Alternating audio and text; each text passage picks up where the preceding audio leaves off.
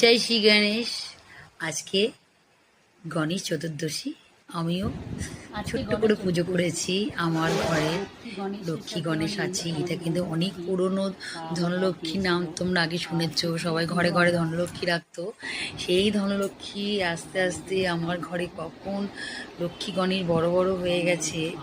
আমার খুবই ভালো লাগে। আমি নিজে হাতে করে পুজো করি, সুন্দর করে গুছিয়ে সাজিয়ে পুজো করি। আমি কিন্তু ব্রাহ্মণ নিজে পুজো করাই না, নিজে যা পারি তাই করি। তাই ভাবলাম চলো ছোট্ট একটা ভিডিও তোমাদের জন্য বানিয়ে ফেলি। তোমরা অবশ্যই বলবে কীরকম হয়েছে। ভিডিওটাকে স্কিপ করবে না, সম্পূর্ণটা দেখার জন্য অনুরোধ রইল। আমার ছেলে কিন্তু সকাল থেকে আমাকে সমস্ত কিছু আয়োজন করে দিয়েছে, সমস্ত কিছু কিনে দিয়েছে। দেখো ঠাকুরটা কত সুন্দর।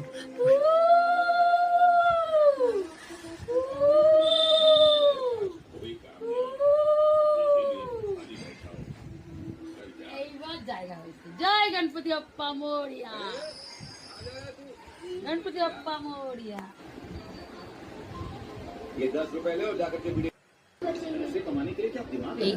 আমার ছেলে বাবাকে জিজ্ঞাসা করেছিল মা দুদিনে কি হয়, কিন্তু বুধবার পড়েছে গণেশ চতুর্দশী, তারপরে আবার গণেশ আর জন্ম বুধবার, তাই 21টা বুধবার যদি গণেশের হাতে দেওয়া হয় খুবই ভালো হয়। আর গণেশের পছন্দ লাল আর হলুদ।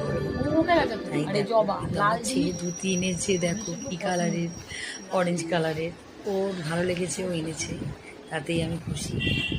কলা দেখা আর পছন্দ কলা, কলা আর লাড্ডু দিয়ে আমি পুজো করেছি। আর আপেল এনেছিলাম। আর কলা কিন্তু কখনো বটি দিয়ে কাটতে নিয়ে, তাই আমি থালা দিয়ে কেটে সুন্দর করে গুছিয়ে ঠাকুরকে নিবেদন করেছি। কীরকম লাগছে আমার, আগে আমার গোপুকে তোমরা দর্শন করো। গোপুকে তোমাদের কীরকম লাগলো অবশ্যই জানিও।